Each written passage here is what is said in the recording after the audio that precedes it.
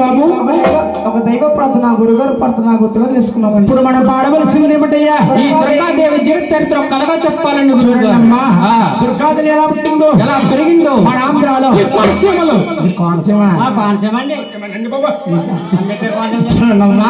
మహాతల్లి రాయవరం అనే గ్రామంలో మహాతల్లి ఎంత పేరుగా ఉన్నదో దేవి కథలు ఎక్కడి నుంచి స్టార్ట్ అవుతుందమ్మా.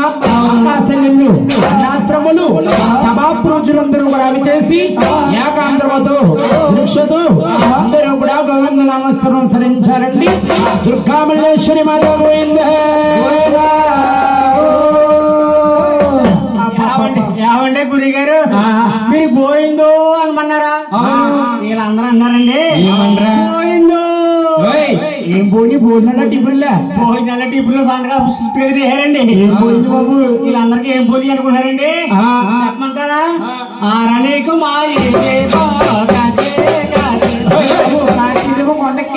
అదేనండి బాబు. డాక్టర్ అక్క వంటల బాబు ఏం చేస్తున్నారు?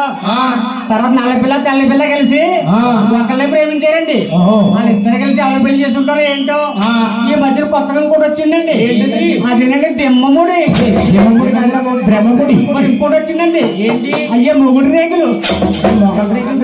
పేరు మార్చారండి. చూడండి అమ్మా, ఉన్నంటి వారికి దేవుడు ఒక్కటి, లేనంటి వారికి దేవుడు ఒక్కడే. రాత్రి రాడు గోయిందంటాడా? అది ఒక్క రాడు కాబట్టి మూగవాడు గోయిందంటాడా? ఆడికి నోరు లేదు కాబట్టి అమ్మా